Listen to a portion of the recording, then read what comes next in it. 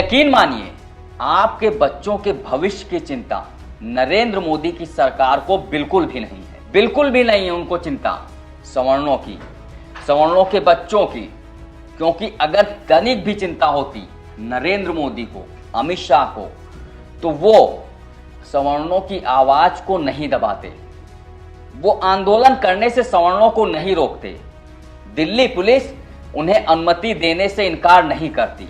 और अब जो दिल्ली पुलिस का कारनामा है वो सामने आ रहा है कि किस तरीके से सरकार के इशारे पर वो आंदोलन को तोड़ने की कोशिश कर रही है, सवर्णों की एकता को छिन्न भिन्न करने में लगी हुई है। क्योंकि अब दिल्ली पुलिस जंतर मंतर की जगह रामलीला मैदान को सवर्णों के आंदोलन के लिए अनुमति देने की बात कर रही है। और अब इसको लेकर सोशल मीडिया पर लोग लिख रहे हैं, वो बता रहे हैं कि किस तरीके से जो दिल्ली पुलिस है वो सवर्णों को गुमराह करके पूरे दिल्ली में इधर उधर करना चाहती है, ताकि इस आंदोलन की एकता और जो एकजुटता है वो दिखाई ना दे। मैं लगातार इस बात को कह रहा था कि अगर सवर्ण एकजुट हो गए, एक साथ आवाज उठाने लगे, तो ये जो मोदी सरकार है उसे बैक फुट पर आना ही पड़ेगा। वो चाहे यूजीसी के मुद्दे पर हो, SC ST के मुद्दे पर हो, या फिर आरक्षण के मुद्दे पर हो। नमस्कार, मेरा नाम है शैलेंद्र और आप देख रहे हैं बतकही चौक। दिल्ली के जंतर मंतर पर सवर्णों के आरक्षण के खिलाफ एक बड़े प्रदर्शन की तैयारी थी। पुलिस प्रशासन से वो अनुमति लेने के लिए पिछले कई दिनों से थानों के चक्कर लगा रहे थे, लेकिन ऐन वक्त पर पुलिस ने अनुमति देने से इनकार कर दिया। रात भर जो लोग अनुमति लेने के लिए दौड़ रहे थे उन्हें थाने पर बैठाए रखा गया, लेकिन बाद में बोला गया कि अनुमति नहीं दी जा सकती है, कानून व्यवस्था का मामला है।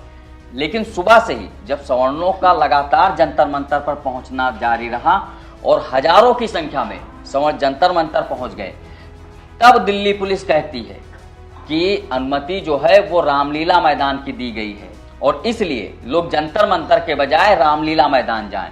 और पुलिस ने शर्त इसके साथ ये रखी कि रामलीला मैदान पर जो प्रदर्शन होगा उसमें सिर्फ और सिर्फ 500 लोग शामिल होंगे। मतलब हजारों की भीड़ दिल्ली पहुंच रही है, देश के कोने कोने से लोग पहुंच रहे हैं, लेकिन दिल्ली के रामलीला मैदान पर जो अनुमति दी गई प्रदर्शन की वो सिर्फ 500 लोगों की दी गई।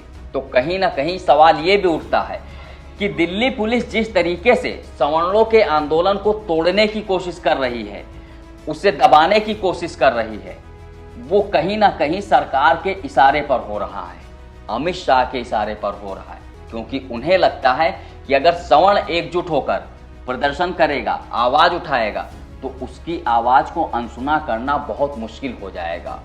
क्योंकि यही वो सवर्ण है जिनके दम पर बीजेपी सरकार में आती रही है, सत्ता की कुर्सी हथियाती रही है।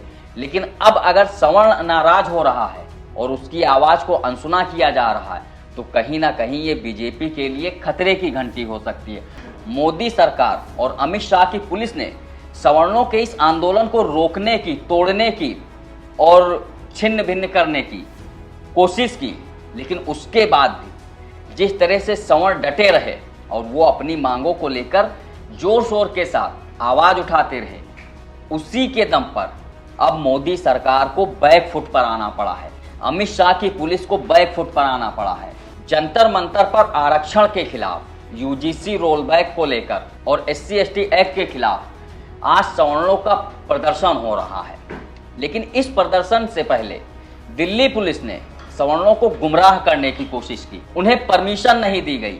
लेकिन अंत में जब सवर्ण टिके रहे और डिगे नहीं, हिले नहीं, तो दिल्ली पुलिस को समझ में आ गया कि सवर्ण किसी भी हालत में वापस जाने वाले नहीं, और फिर उन्हें अनुमति देनी पड़ी।